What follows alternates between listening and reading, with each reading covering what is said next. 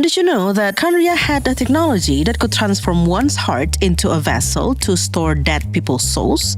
Me neither. Not until the last few minutes of Natlan Archon Quest Act 5 I didn't. Do you remember what was the secret that Mawika was supposed to tell us? Or how about this? What was the reason that Traveler was unable to resonate with Pyro in Natlan? Was it really because it was something unique to the nation? Before the release of Natlan, the Nation of War was concealed so tightly under wrap that no lore about the nation ever got out save for a thing or two in weapon descriptions and conversation with NPC. Naturally, this piqued everyone's interest. What is it about Natlan that is so mysterious that we cannot know about it until we get there? And this might just be where Natlan's storytelling started to crumble. If the readers know nothing about the world, the writers have a lot of explaining to do in order to set up the world and to establish the rules. A lot of exposition that, if done poorly, will feel more like info dumping than anything else. Lore? What lore? Here's all the bullet points that you must remember about this world to make sense of everything. And that is how Natlan's storytelling feels like. Sometimes it comes with a lot of build-up in the beginning, but no real payoff in the end. Sometimes there's little to none in the beginning, yet we're constantly teased throughout the story while also being told that it's not important at the moment before the full lore finally gets dumped on us in the end like some afterthoughts. The three questions I ask in the beginning are some of the many examples of this interesting choice of narrative. I mean, Natlan has a lot of amazing lore bombs, Seelies confirmed to be angels, a shade of the primordial ones making an appearance, remnants of a moon sister revealed behind the fake sky. Capitano was from Khaenri'ah. Good stuff. Yet the way some of this information was delivered was, how do I say this? Bad. It's a hot mess of amazing lore bombs dropped via expositions that do not respect the audience's intelligence at the cost of erasing the depths and the complexity of the characters. And I would make a disclaimer section before we begin dissecting Natlan, but I think no matter how much I say this video comes from a good place of wanting to see improvement in Genshin storytelling, there will be those who click on this video thinking that I'm about to basically hate on the game for the heck of it, and no amount of points I elaborate will change that. Personally, I couldn't care less. But if you stop by to see why I think of Natlan storytelling the way I think it is, perhaps there is something here that you can take away to help you spot good storytelling in the future for your own enjoyment. Maybe you're an aspiring writer yourself, and this perhaps could help you improve a thing or two in your future stories. Alright, that's enough, not a disclaimer section. Let's get to it. Show, don't tell. You've probably heard of this saying when people talk about writing and how to write good stories in general. The idea behind this narrative technique is that the author needs to trust their audience enough to understand the story without having it described or summarized with the author's adjectives. Instead, the scene needs to be described in such a way that the readers, or in this case players, can draw their own conclusion. As Russian playwright Anton Chekhov was famously quoted, "Don't tell me the moon is shining, show me the glint of light on the broken glass." One example of it is from a movie called Book Thieves. There's a scene in that movie where a character named Max asks the protagonist Liesl to describe the day to him. At first Liesl was like, "It's cloudy," to which Max said, No, make the words yours. If your eyes could speak, what would they say? "It's a pale day," she tried again. "Everything is stuck behind a cloud and the sun doesn't look like the sun. What does it look like? Like a silver oyster?" Then Max closed his eyes, smiling, and said, "Thank you, I saw that." Instead of telling us that a character is effortlessly confident, for example, put this character in a situation where one wrong move could cost somebody's life, make that somebody die anyway, make people question their decisions, yet despite all that, this character still chooses to do what they've decided to do because they know that is the best option they've got to solve the problem. That's their confidence described through their actions. Instead of saying that a character must have suffered for 500 years, having not slept in those 5 long centuries, delivering it like a tour guide while everybody watches on like they're on some sort of museum exhibit, why not make the character muse to themselves about it? Perhaps in their last moments before their suffering ends, this character would walk up the stairs and think to themselves that this time they would finally be able to sleep. That's their suffering delivered between the lines. Instead, this is what we get about Mawika. Is that what the Pyro Archon is like? You betcha! Beautiful, effortlessly confident, and absolutely awesome! And this about Capitano. There's something I've been trying to figure out. I don't think I ever saw him sleep. Remember how everybody in Watasumi Island would not stop saying what a great strategist Kokomi was? But then we never got to see how she led her army to war and won the battle with her brilliant mind? It's the same energy. Sure, we can dismiss the first example because it was Kuchina who introduced Mawika that way. She's a child after all. Perhaps it would have been weirder if a child was proficient in the art of show don't tell. Perhaps we could fast forward to the first meeting with the Pyro Archon herself. There could be more than met the eye there, something hidden between the lines that could give us some insight into Mawika as a character. Oh, but wait, the pilgrimage was about to start. It was time for the Pyro Archon to light up her hair because why not, and give the opening speech. Paimon saw that and thought Mawika was intimidating, imposing, Traveler added. It was rude to interrupt her in the middle of the tournament, so they chose to wait. It was not until someone in Kuchina character trials and a party with the people of the spring that we finally saw Mawika again. By this point, Act 1 of Natlan Archon Quest had come and gone, and Paimon had forgotten her earlier assessment and was now fully siding with Mawika because the Archon easily shut down pointless arguments in regards to Kuchina.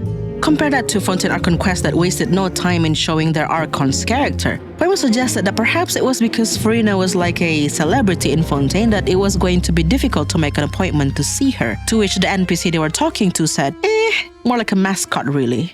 While on the surface that sounded similar to what Kuchina said about Mawika, that guy's statement was followed up by his friend's reminder to show some respect for the Archon. Nobody would be arrested for saying bad things about the Hydro Archon, surely, but they still needed to be respectful in front of visitors. There are layers there. Yes, the people adored Furina, but not religiously, if that makes sense. They saw her as this famous person who's big on spectacle and a little bit silly in the head. And much like the Archon who kept up the appearances, the people too tried to act like they respected her beyond her antics. She's an Archon and she's just doing the Archon thing, was what they were trying to convey.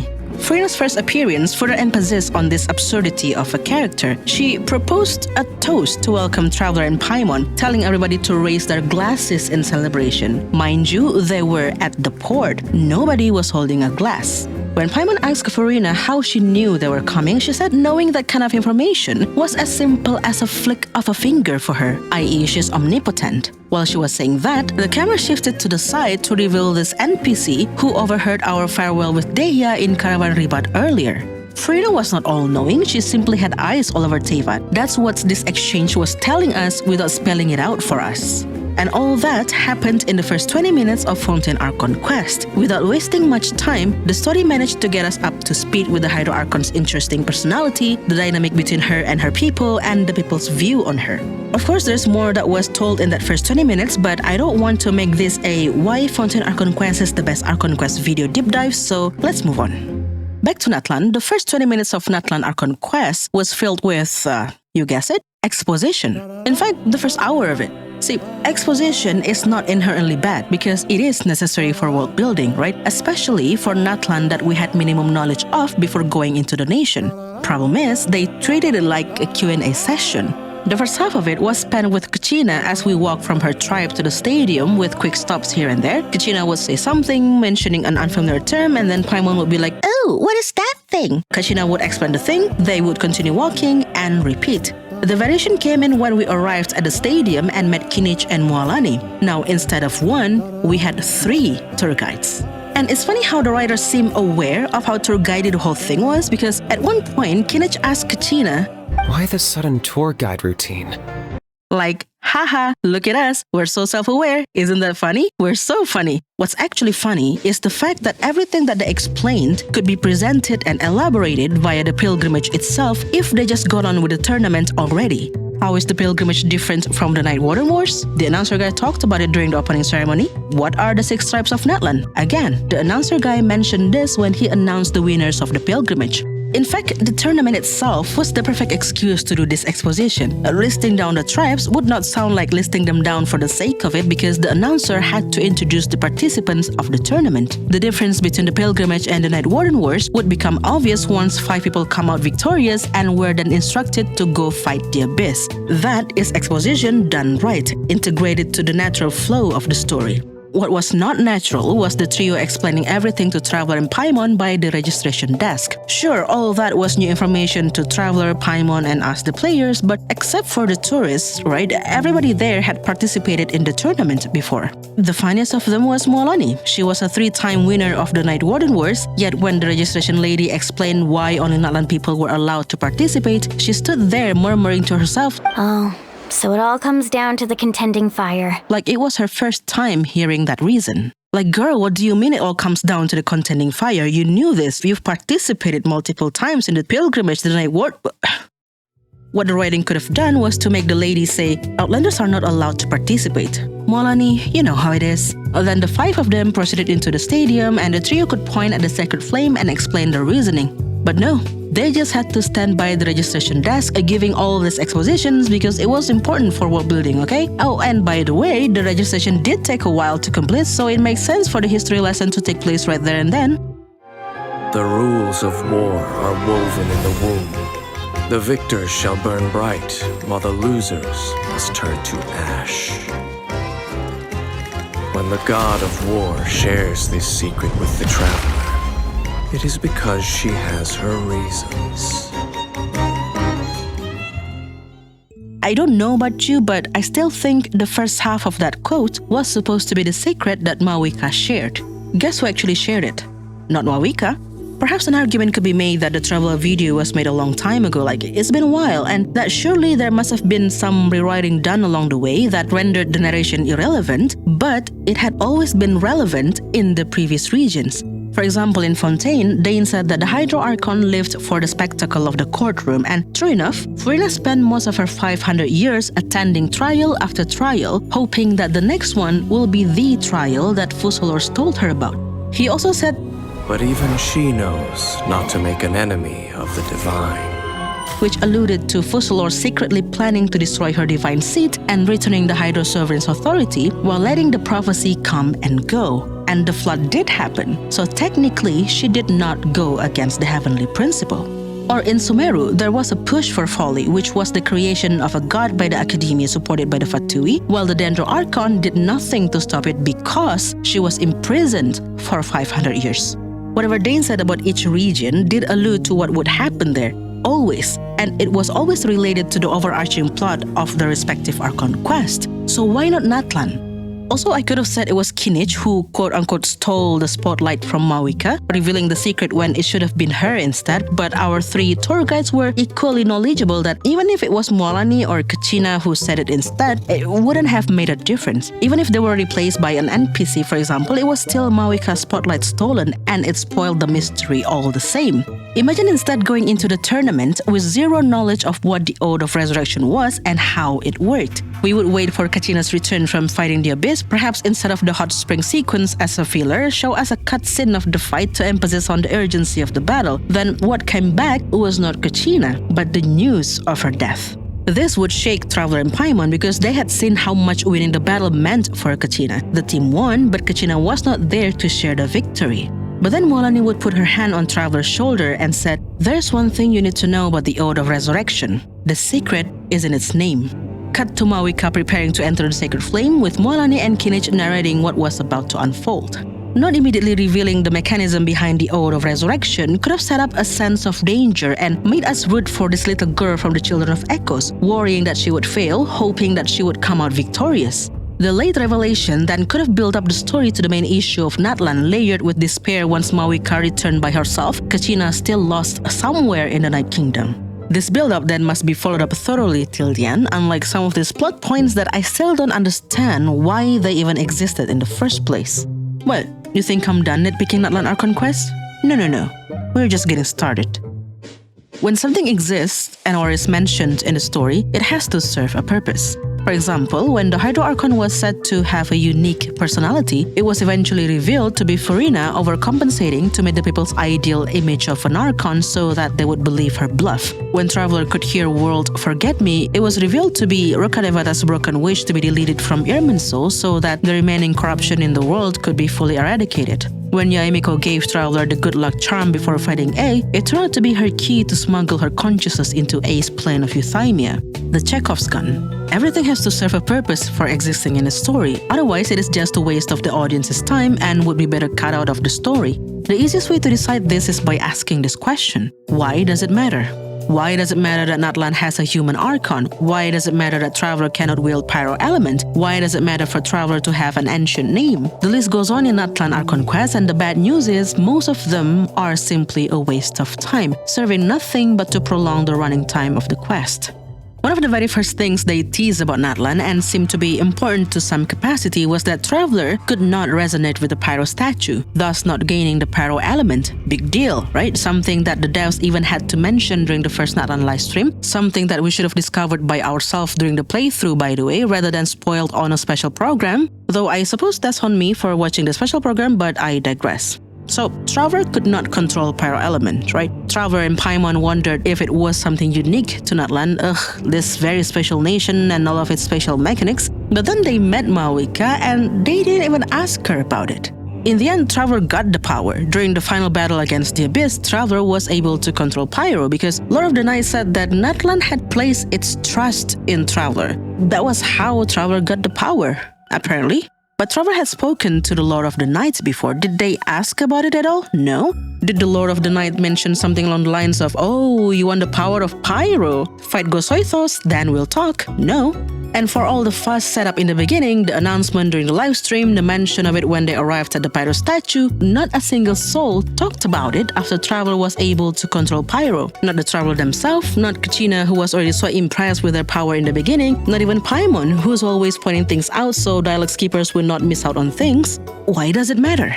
Then there was the thing with Traveler's ancient name. Forging an ancient name for an Outlander was something that had never been done before. Could be tricky, Shilonen said. Could cost you your life, Lord of the Night corrected. For a second there, when the Lord of the Night said that forging an ancient name for an Outlander was something that might cost Shilonen her life, I was scared for her. She literally might die. But it had to be done. The completion of Traveler's ancient name was crucial. Otherwise, Traveler could not come with Maoika to the final battle. And I admired Shilonen's bravery and lack of hesitation to take up the job. Anything for her Archon, right? Oh, but then came the day when Shilonen needed to forge the ancient name with the help of Citlali, and Citlali said, "Don't worry, we should only need half a day." And half a day was all it took. While Traveler was busy hanging out with the rest of the people, Shilonen busted her ass off forging the ancient name. Well, according to Citlali she did, we didn't know for sure. How could we? We were only told of what happened by Citlali before Shilonen came out of her workshop like she had not just risked her life forging an ancient name for the Traveler. Well, getting this name turned out to be easier than Paimon was expecting. The self-aware joke is back at it again.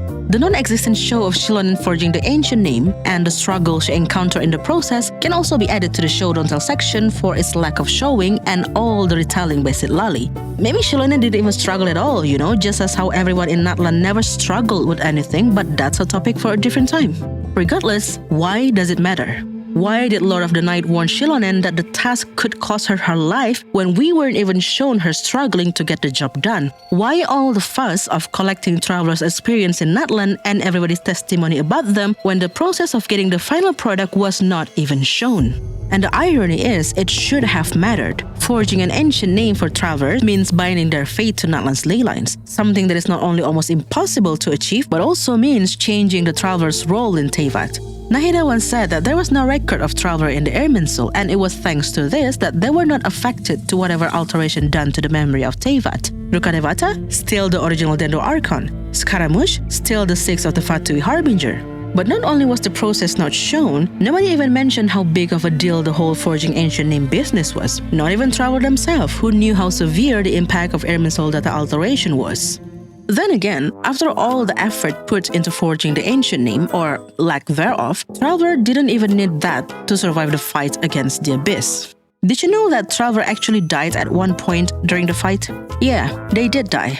They wondered how they were able to come back to life when they were still in the middle of the battle and not yet won, to which Maoika said, "Don't worry about it. You're now part of the Marisa cast, The power of friendship and your flawless characters was what brought you back. Ugh."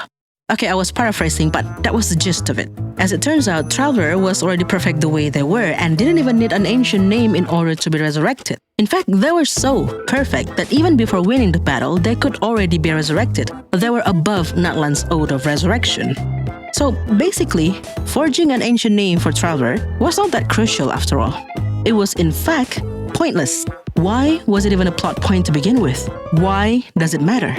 This question can also be applied to the fact that the Pyro Archons have always been human. Fuselor split her humanity from her divinity because it was all part of her plan, right? Also because she had always wanted to live as a human. A created a puppet in the image of herself to counter erosion that would eventually catch up with her. Zhongli faked his own death because he believed it was time for him to retire and entrust the future of Liyue to humanity. Venti lives as a bard in Mondstadt because ruling the nation is against the concept of freedom that he embodies. But why is it necessary that the Pyro Archons are all humans? I get that Xbalanque defeated the Pyro Sovereign, thus gaining the Pyro Authority and becoming the first Pyro Archon. I get that part, but why did he have to be human? Why is Mawika human? Even if she were not human, how would it affect the story differently? Renova would still demand her life, right? Because gods too could be killed. Was it so that they could give Mawika a tragic backstory? Being human, she will not be able to live for centuries, so she must leave her loved one behind in order to ensure victory of Natlan in the future.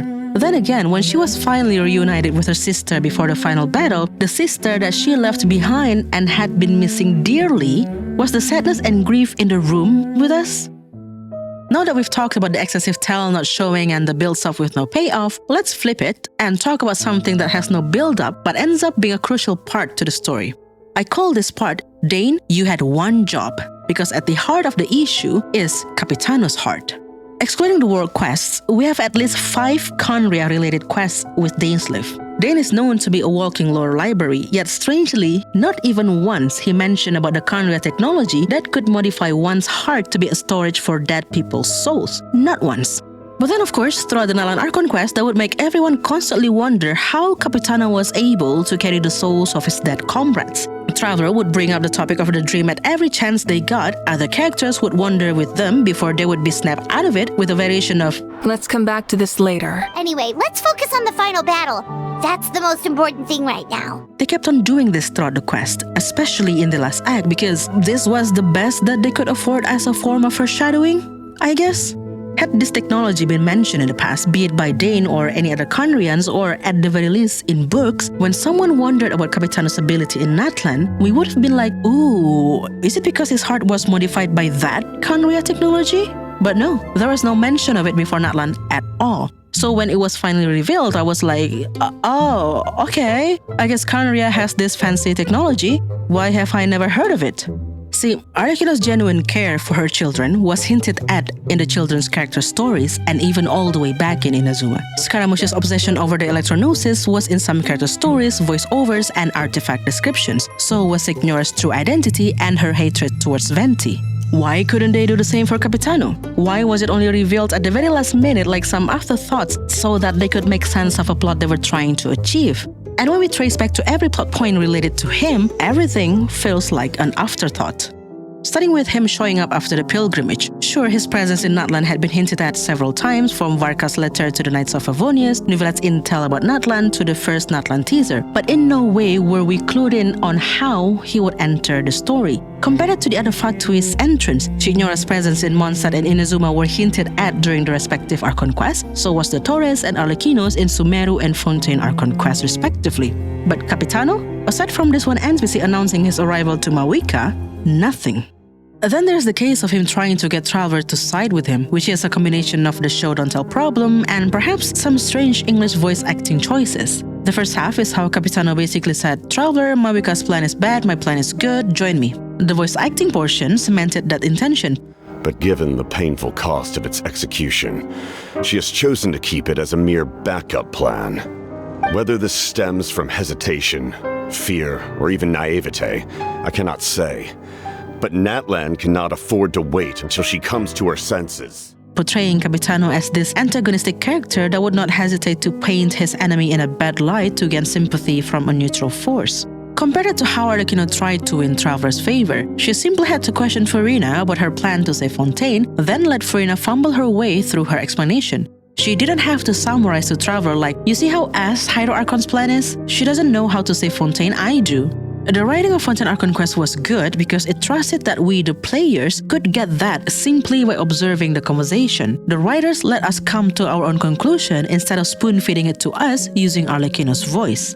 And there's nuance too during that tea party. Despite fumbling through her explanation, at one point, Furina stood up and defended herself. Yes, this Hydro Archon seemed clueless and had no concrete plan to save her nation, but there's more to this Archon than met the eye, which ironically could easily be missed if one was not used to reading between the lines, which was also what led me to making my first Genshin Impact theory almost 2 years ago.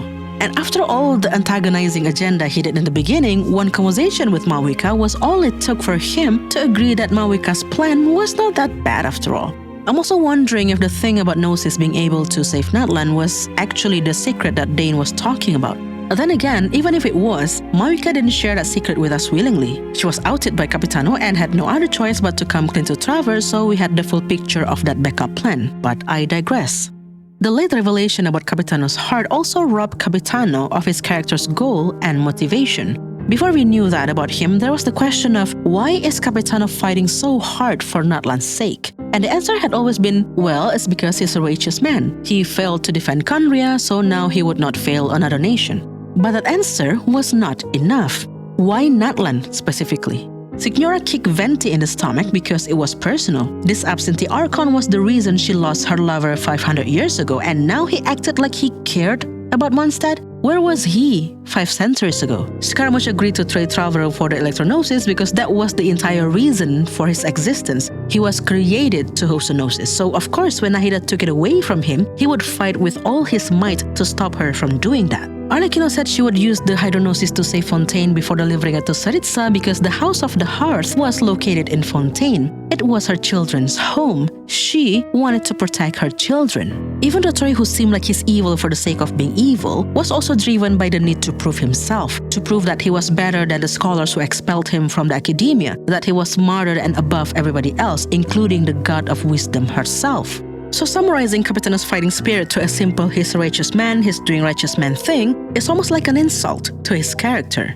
If that was really it, why did he only show up in Natlan? Yes, Lord of the Night did say he tried in other nations, but that was only revealed in an exposition chunk after his sacrifice. Or you could say it is because Natlan's ley lines are different, fair, and that means there's more to his motive. Natlan being different from other nations would help Capitano achieve his goal, and that goal was not simply about righteousness. Then after his conversation with Lord of the Night, we started speculating that it might have something to do with Renova. Renova is the shade of death and was likely the one responsible for the curse of immortality on the Khaenri'ahns. Perhaps Capitano's goal was to break free from that curse, but if that was indeed his goal, that was not aligned with his character.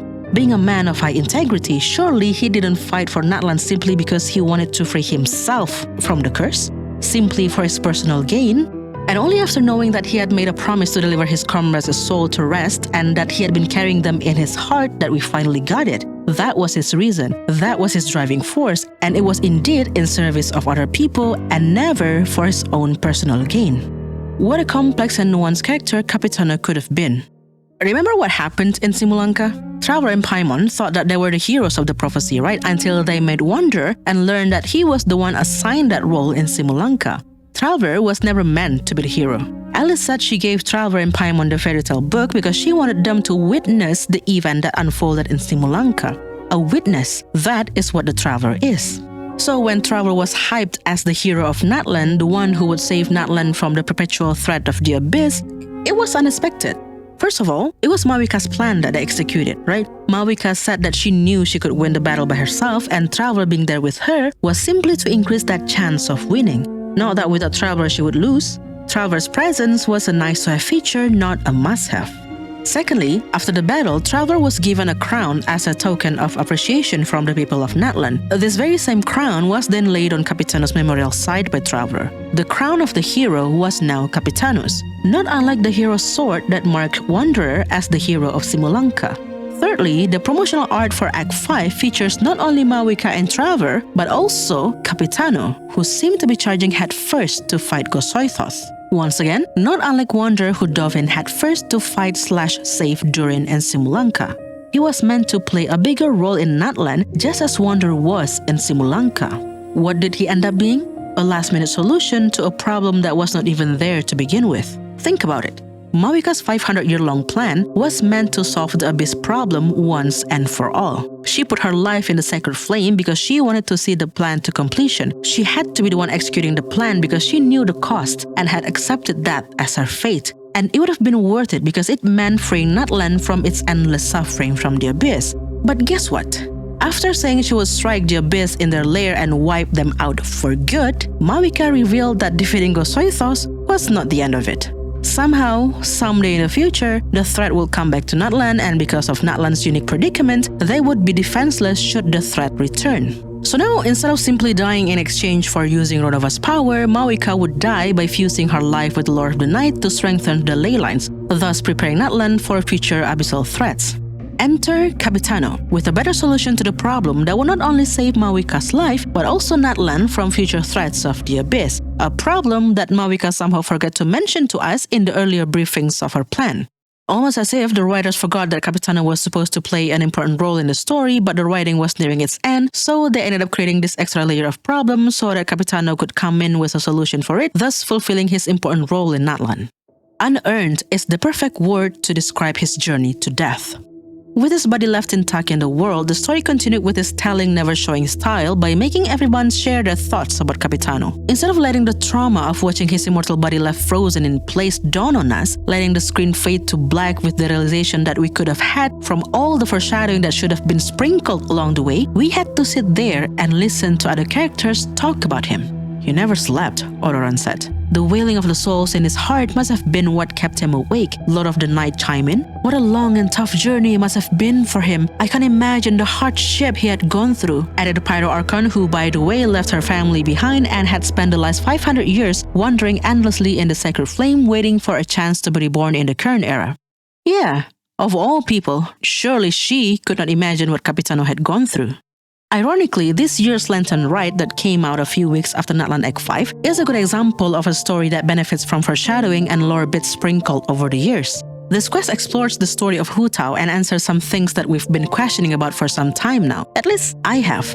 See, Hu Tao has always introduced herself as the 77th director of the funeral parlor and her grandfather the 75th. Never once has she mentioned her father, but if she's the 77th, her grandfather the 75th, that means her father was the 76th.